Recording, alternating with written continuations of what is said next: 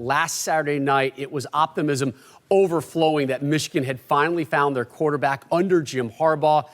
Maybe a little reality set in today, Coach. 90% of Joe Milton's passing yardage last week were on RPOs and release. We talked in pregame. How do you stop that? You play tight coverage, force him to be in the pocket and play quarterback. That's exactly what Michigan State did. We're going to show 4 plays.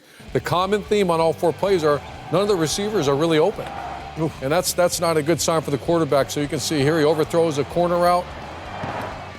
You got a slant, but the receivers are not open, Brady. They're just not doing a good job. And then a wheel route here. But once again, nobody there. You can't just all throw this on Joe Milton. No. I'm not sure they've completed a vertical pass yet, but there's a common theme I just told you. What's the common theme? Wide receivers are covered. Yep. You remember when they had Tarek Black, Peoples-Jones, and Nico Collins? Those are those tall, big, long striding receivers to launch it down the field. I'm just not sure I see the juice. No, they definitely don't have that anymore, that's for sure. I think there's a few things. One, play calling. I never really felt like Josh Gaddis got into a rhythm. Credit Michigan State. They really didn't allow them to get the running game going. I hate the fact that we didn't see more of Hassan Haskins. He was extremely effective. They didn't have him in the backfield enough, in my opinion. Yeah. And, Coach, to your point, just try some vertical shots down the field. We really didn't see that. A lot of the shots they took were different variations or concepts. And if they're going to call it one way, you thought the refs were going to call it the other way. They didn't. That was kind of one spot where the field was slanted. But give credit to Michigan State and Rocky Lombardi. It wasn't the most efficient performance, but the way he came out, continually fought. He was 5 for 8 passing on 3rd down, makes some big completions on those 5 completions, 4 first downs. But it was the shots downfield. Ricky White in particular, who absolutely had a phenomenal day. 8 receptions, almost 200 yards and a touchdown. And really, when they weren't getting these big chunk plays, they were getting the defensive holdings, the pass interference. They were taking advantage of it. So credit Michigan State, credit Rocky Lombardi. They really cleaned things up after poor performance last week versus Rutgers. The one thing about Michigan State receivers, you saw some separation. Yeah. 3 of those 4, and they made the plays. Yeah. For more on that separation, more on the Michigan secondary, we go to the field. Charles, this is something you talked about at halftime. Obviously, it's a topic you're going to be hitting about post-game here as well. Yeah, first of all, let me apologize to Michigan fans everywhere, man. It seems like every time I step in this studio to root my team on, hey, don't blame the studio, man. We go down, man. Hey, I apologize. Don't blame the kids. Blame me. But now let's get to the game. I got to give a lot of credit to Michigan State's Mel Tucker, their coaching staff, because usually a coach comes into a game with a philosophy and a game plan and say, this is what we're going to do. We're going to run the ball, run the ball, run the ball. But what they did was they found the weakness in Michigan's team, and they attacked it, and they attacked it over and over again. We talked about Lombardi, the quarterback, and the amount of yards that he threw for, and this Ricky White kid, I mean, he absolutely went off today. We had no answers for him all day. And this is what Michigan State did. All they did was they said, okay, we got these guys locked up one-on-one. Let's take a shot. They don't have any safeties over top to give help, and they just exposed us all day. And you know the problem with that is that other teams are watching this film, and they're going to watch this film for the rest of the year.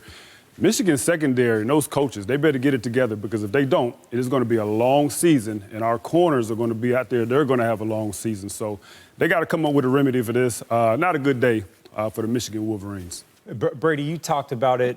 Great stuff, Charles. You talked about it, the lack of run game. And if you go back to last week for Michigan, everything was on schedule. First and second down. They weren't in 3rd and long. So everything was easy for Joe Milton. Today, they averaged 3rd and 9. And when you have an inexperienced quarterback and you have receivers who aren't really getting open and you don't feel like you have the comfort level to throw the football downfield, you're just not going to make a lot of football plays. And I thought, to your point with Haskins, he's your most explosive running back. Get him on the edges. None of these runs up the middle, where Michigan State was really good up the middle. And I think that was the difference. You don't want to put your inexperienced quarterback, who is still learning how to read defenses and read these concepts, in 3rd and long, in your 3rd and 9, 10, 11 yards, and that's what happened. So, again, credit Mel Tucker and that defense. They took away the run game, and they forced Joe Milton to have to beat them, and he wasn't able to get it done.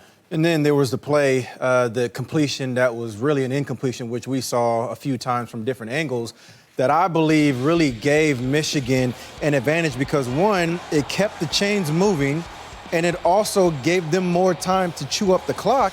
And this is at the most crucial situation at the time of the game where Michigan is fighting tooth and nail to get this ball back.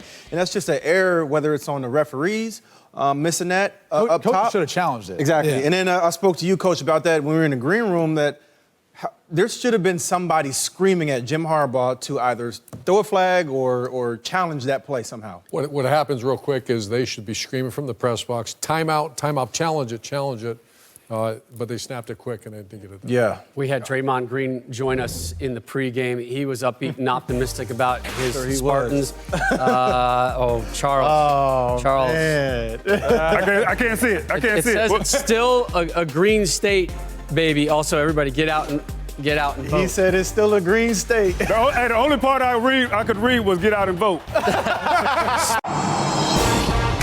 Start your Saturday strong at 10 Eastern with the legendary college football lineup on the Big Noon Kickoff Show. Big Noon Kickoff on Fox.